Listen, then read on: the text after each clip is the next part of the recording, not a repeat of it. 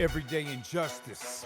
Too many wrongful convictions. Corruption has infected the criminal justice system, leaving too many people helpless, fighting for their lives. Instead of receiving justice, people suffer. Is that why they say justice is blind? Hello, and welcome to the Everyday Injustice podcast. I'm your host, David Greenwald. For the past 10 years, we have operated Vanguard court watches in California, including San Francisco, Sacramento, and Yolo counties. Our goal?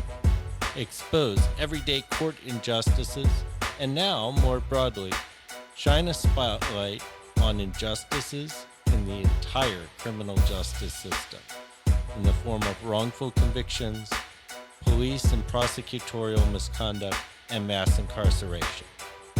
This podcast hopes to take it a step further and highlight criminal justice reform on a national level. Everyday injustice.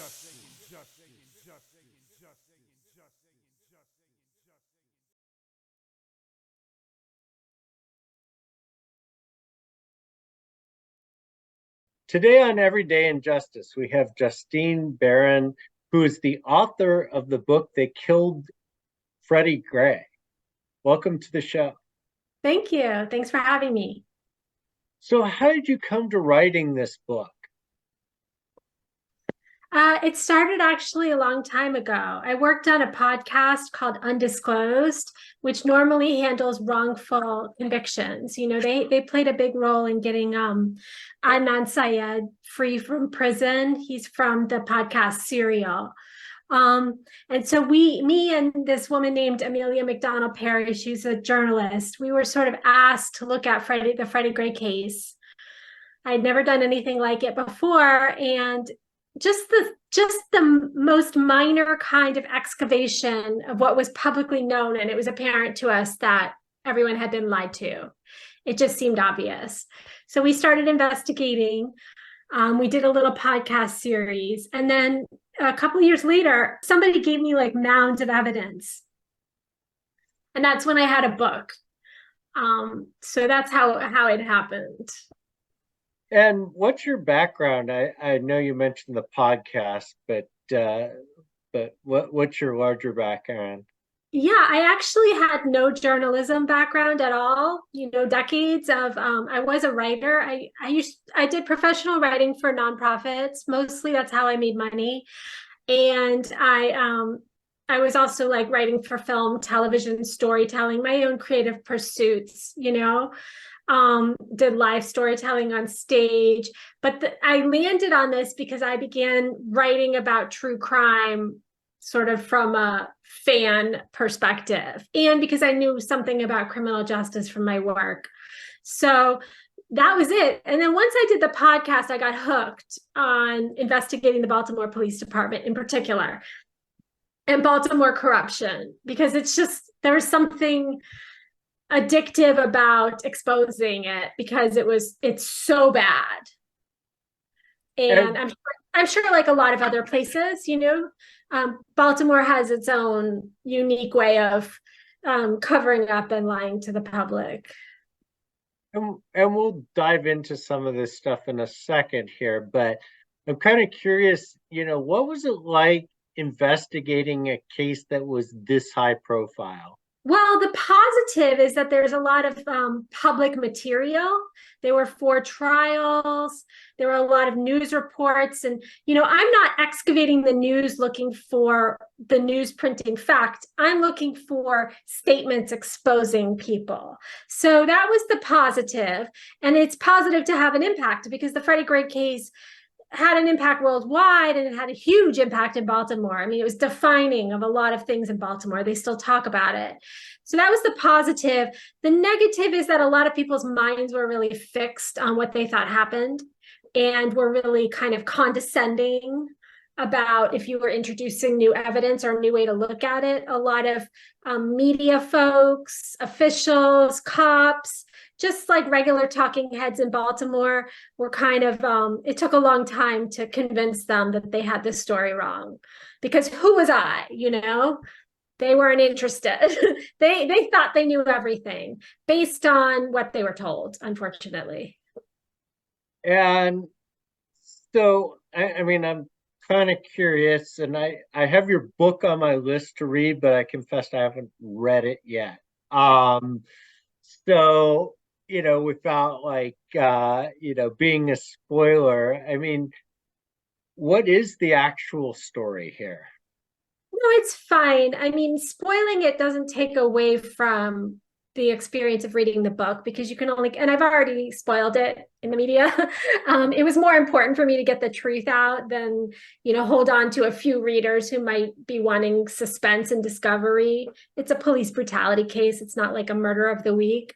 Yeah, so Freddie Gray, we were told that he was killed while the van was in motion. It was called a rough ride. That's what the prosecution put on. The prosecutors went after 6 cops and charged them unsuccessfully, based on this idea that at some point while the van was moving, that was transporting Gray to central booking on a knife arrest, that the van must have thrown him forward and his neck was broken.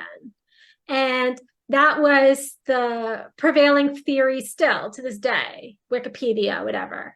And then some people thought, well, maybe he was actually killed when he was arrested because he was screaming when he was loaded into the van. So those were the 2 options. And what we discovered was that it was a third story, that the van went around the corner and some officers took him out and then they threw him headfirst into the van.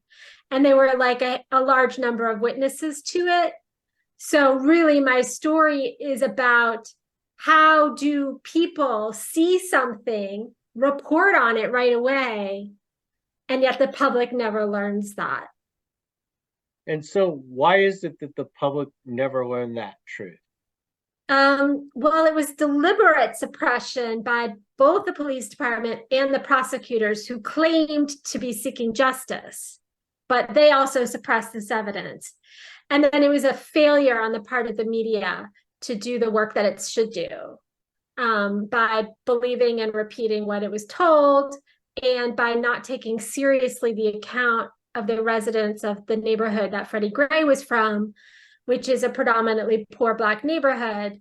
So it was a massive media failure, and that's a big theme and topic in my book. So you put the blame on the media. The media is one party to blame, and in some ways the most significant, because the media reinforces the narrative that the police want to tell and inscribes it in history. And so personally, I take that personally as a journalist now, but yeah, they hold a ton of responsibility. And I chart how each certain outlets, particularly the Baltimore Sun, were manipulated into shifting focus from the witnesses and churning out stories based on what the police told them happened, even though the police's story was convoluted and bizarre and didn't add up and all over the place. But it has something to do with what the press considers its function, which is not what we think of when we think of movies like Spotlight or All the President's Men. We have a romanticized idea about what the press should be doing, and occasionally it does, but by and large it doesn't. So you're basically saying that press acted as a PR agent for the police rather than an investigatory entity. It's not a metaphor. I mean, there were some little investigations here and there, but ultimately they would give in to the police narrative.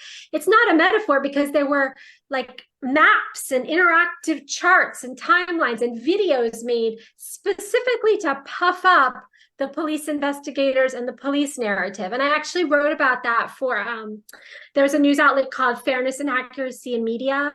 And I published a story, that draws from my book, but goes much further into the Baltimore Sun's role in particular in this PR capacity. And I outline where, again, it's not like a metaphor or kind of PR. It was just literal public relations. And why is it that you think that the media took on that role? And why in this particular case? Well, in all cases. So I spent a long number of years, 6 or 7, just looking really closely at the Baltimore media, and this was no exception. This is just what it does. And the whys, it's a tangled story. There are personalities involved, basically to be like successful at local media, at least in Baltimore, at least in this context. It took a certain personality that that was very aligned with powerful interests and saw their job as kind of like gossip. And, that's where their sources were. That's it. There are these certain types, they go to journalism school and they get trained to like take a police or an official press release as the basis of their story. They also don't get a lot of time to go out in the community and deeply investigate. But I think there were some cases where people had more to the story and the editors kind of killed it or cut it out, the witness accounts. And I do think there is an editorial bias, which is that if the statement comes from police, we can print it without anything to back it up. But if the statement comes from a community member and it goes against the police narrative, we can't necessarily just print it. And so I don't know what to tell you. When you really begin to examine these things, you realize how like everything from word choice to the structure of stories to edit sourcing is filtered through this bias that supports powerful interests and is reluctant to take them on. Now, were you able to talk to reporters who were on the ground? So I talked to two kinds.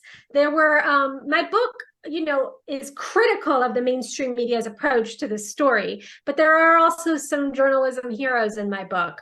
They were operating like completely independently. Not all of them were even journalists. They were just busy investigating with cameras on the street, or one guy was like out in California, breaking down the videos that were released and figuring out where they were manipulated, like people who were just interested in, taking on power. So when I talked to them, they were as frustrated as me, And then the other set was me reaching out to these mainstream reporters and asking them hard questions.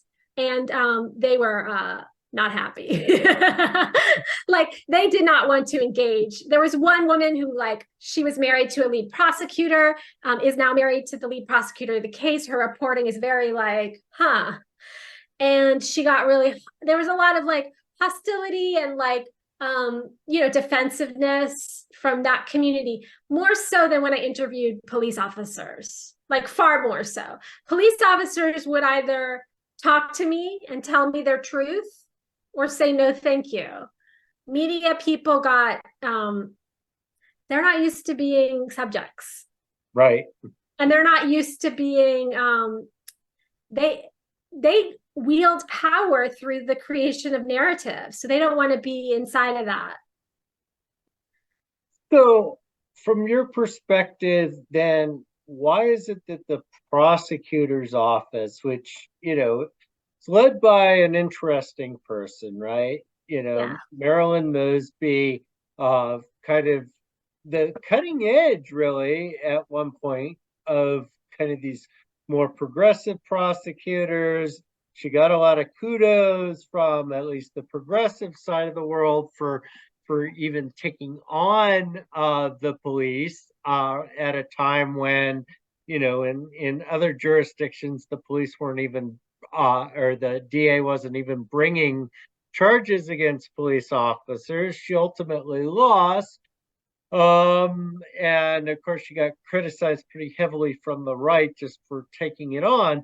But it seems like you're saying that they share some of the blame here. Oh, actually, a very, very large amount of it. Because what happened was there was a protest movement. I'm sure everyone remembers the Baltimore uprising, 1,000 people in the streets and then riots. The riots are another story. But the charges she brought ended the protest movement.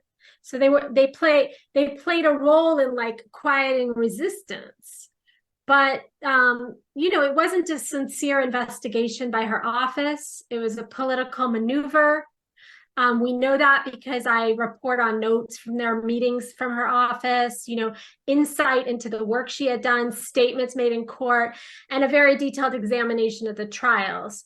So a couple of things. One is like, sure, if you speed an investigation for a political gain, and then you give a really big speech where you outline everything that you think happened before you've actually investigated it, then you're going to be kind of tied to that narrative. So they hadn't investigated it, but she went and gave a speech where she said, here's what happened that whole morning. And she was by and large wrong. So that was part of it. Part of it was like a foible, right? But there's another part of it, which is that we have to think about what prosecutors do and their relationship to police departments and how much they are willing to really go after police departments. There was a ton of corruption in this case that her office knew about and didn't bring forward because ultimately she had to keep working with the police. Her office had to build all of its cases off of the police department. So there was the incompetence part and there was the corruption part. And there was a sort of mutual decision among various city leaders that they could focus the blame on the van driver for this rough ride, and that would be somehow expedient. But what really happened was a number of officers were involved in a murder and a cover-up. And that would not have been as politically expedient. The van driver is also Black, and we see a lot in these cases. It happened I think with Tyree Nichols too. It's like the white officers skate by and the Black officers get the blame focused on them. And this is just like, this isn't even conscious. This is just entrenched racism, like systems of blame and scapegoating. So how ultimately did you get to the truth? Well, the thesis, there's like hypothesis, thesis, conclusion, or something like that, right? Isn't that the scientific process, right? Right. So our first hypothesis in the podcast was that it wasn't a rough who described force. He seemed brutalized, and the story of the rough ride and the van taking all these stops, it didn't hold. So our first hypothesis was that he must have been killed at some point during his arrest. But there's a video of the first stop of his arrest. And he looks harmed and he's screaming, but he doesn't look like he has a broken neck yet. So that's where we got stuck. It was like, what are we going to do? We just know it's not a rough ride, but it doesn't look like his neck is broken here. He's moving it. He's talking. And my investigative partner met a witness, Jacqueline Jackson. She's passed away since. And Jacqueline had her window was looking right out of the second stop when the van pulled around the corner. And the other thing about his injury is that it's the kind of injury that only happens if someone is thrown headfirst into a van, into a wall, which is why the rough ride maybe sounded like it could be. But Jacqueline Jackson said she saw out of her window that they threw him headfirst into the van. And she said she could tell that he was killed then. Like she was sure. And she had like very good details. So we had that for the podcast. And a couple witnesses also saw him thrown. And that's all we had. So that was where we went from hypothesis to theory. And then when I got that ton of evidence, what I discovered was that they were witness after witness telling police that he was thrown headfirst into the van, became silent and motionless after that at the second stop, so that police and prosecutors knew from the beginning, and that they started telling them that day. And then there was like the mounds of evidence that they tried to bury that. And that's when I went from theory to like extremely likely conclusion. So a little insight into it's scientific, the process. Right. And what were the barriers to you finding this out? Yeah, I mean, the tough thing with a case like this is that you have two sides, right? You have the police and the prosecutors, but they were both invested in burying the same evidence. So both sides were giving us case files. We would request and we would get, but they were both keeping the same case files from us. but we would get a little from here and a little from here and more put it together. But the person who gave me everything should not have given it to me. You know, you have the police, you have the prosecutors, you have the defense attorneys. Those are the only people who knew, the cops, and none of them should have been interested in helping me. But they're sometimes good people, you know? And so the barriers were that everybody was invested in hiding the same information, and the opportunity was just in developing sources, relationships with sources over years. And how many years are we talking about? We started the investigation in 2016. 2017, our podcast series ran. It just didn't land the way we wanted it to. It didn't have enough of an impact. And then I took a couple years off of that, but I was investigating the police department. So everything I was learning was contributing. You know what I mean? Because it's like the same characters. And then at the beginning of 2020, I got the rest of the evidence. And I was developing that, like there's a film project maybe, and the book over the next 2 years. So that's how it happened. There was like a break in between, but in that break, I was still cultivating sources and information that ultimately helped me, you know?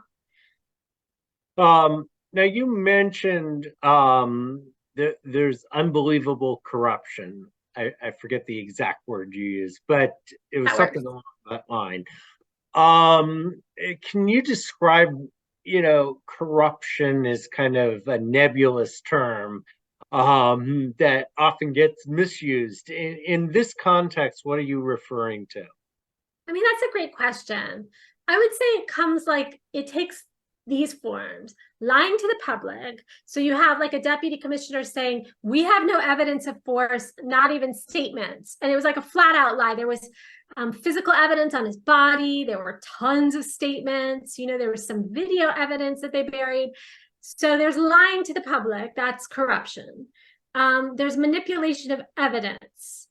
So I have a chapter that I published in the Daily Beast, which is about how the video evidence was manipulated. So they released a bunch of video evidence to the public, but they had edited it, you know? So, and I'm able to show exactly how. I mean, it wasn't that hard to figure out. It was just like, it took more time than most journalists have. So lying, manipulation, and then the hiding of evidence. So, you know, and then I think another thing is conflicts of interest. So the lead prosecutor had some of those, like Marilyn Mosby had some conflicts of interest.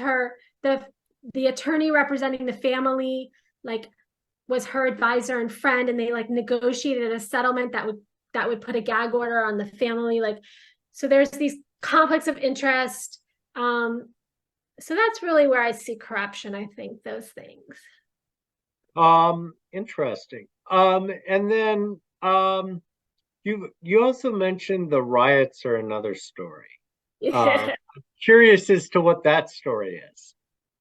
It's so crazy that I don't even know if you'll believe me if I say it, but if you read it, you'll believe me, because I haven't had anyone read it. And this is actually pretty well known in Baltimore, but it never really got outside of Baltimore. So it was peaceful protests, and there were 2 nights of rioting, kind of. The first one was mild. It was like some kids beating some police cars, and that was kind of organic. The second was the night when all the fires happened, you know, that was on the day of Freddie Gray's funeral. So that wouldn't have happened if police didn't purposefully provoke it. So that's the story. It's a long story, kind of like too much to get into, but there was like propaganda campaigns. They were locking down neighborhoods, locking people in areas. There was observing and allowing violence. There was police setting off their own violence. It was purposeful. And this is happening right at the time or right around the time that riots are happening elsewhere too. So like everyone's really concerned that these riots are going to kind of start getting out of control. And it seems to me, based on how you described it, is that, you know, Mosby kind of stepped into it just to quell the riots and not worry about the actual prosecution. Would that be fair? You know, right. So you had talked about her as a progressive prosecutor. But, something I write about and others have mentioned is that like her acts in this case were the most conservative because it was an effort to suppress dissent and manufacture consent. That makes sense. And then, I'm kind of wondering, why is Freddie Gray still relevant now? We've had so many, unfortunately, of these kinds of cases over the last, 10 years or so. Why is this one, still kind of resonating? A few of them still resonate, but I think this one, the open wounds, I think the case was pretty much kind of left unsolved. It wasn't like clear cut, like with George Floyd or Eric Garner. The fact that there was this like prosecution that was so dramatic that was completely unsuccessful. So I think it has a lot to do with that. And I think that really ties into the character of Baltimore being a place that just doesn't get resolution or healing ever. And what do you see the lessons of this as? Something that was really important for me, like one mission is that the power of like a police lie and how far it can go. The story, there's a lot of details about how this was covered up. There was a cover story the first day that he was like banging his head. They planted a witness to push that story. There was this idea that he caused the van to shake. There's all these micro narratives. And most of the narratives come out of the Lieutenant Brian Rice. And the Lieutenant Brian Rice had a bad backstory. Like he had suspensions and he shouldn't have been on the streets. So he crafted the initial narrative, and that narrative went on to influence the medical examiner, the prosecutors, City Hall, the media. And so he just like sat there and like lied his ass off. And that became the story in Wikipedia today. And there were like 20 witnesses who never got that chance to write the history of this. So, I think like vigilance in the face of police stories, vigilance in the face of police evidence, autopsies, video evidence. What are these things? Who handles them, creates them, and releases them? That's really my big takeaway. All of it is relevant with Israel and Palestine now. Like, I see the same ways that the media creates narrative, like gets partial, confusing, and maybe dishonest narrative and creates, binaries and mysteries and like all of that. So it's not just about police, it's about power.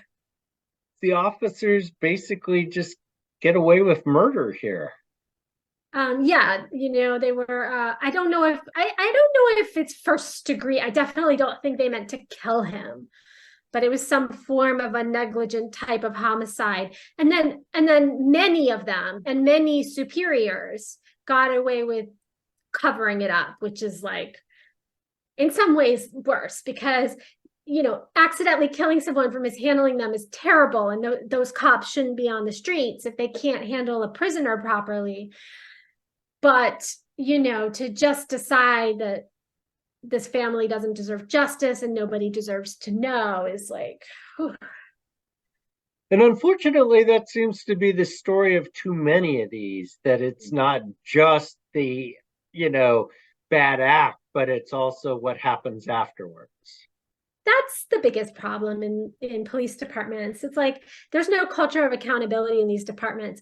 And the police leaders who are the most influential in creating police culture in this country, like these consultants like William Bratton, these like very powerful police leaders, like they also train departments not in accountability. That's not part of what they do, but in handling situations. So if there is no ethos, like the the police departments feel it is important for them to retain their power, retain their authority, retain their image, and therefore handle these situations expeditiously and in ways that minimize harm to the department.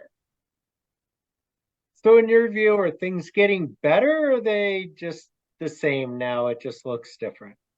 Cosmetic change only. Like under Obama, like he he did the Obama thing, which is like pour a lot of money at a problem, but the money goes to the people that caused the problem. So that's kind of what happened with healthcare with Obama, you know? So he was like, I've got a task force to take on 21st century policing, and we're going to fix policing, and we're going to have all these consent decrees. So these departments are going to be under federal observation. But the money went to the same people that have been running policing forever. Because who else was he going to give the money to? He didn't.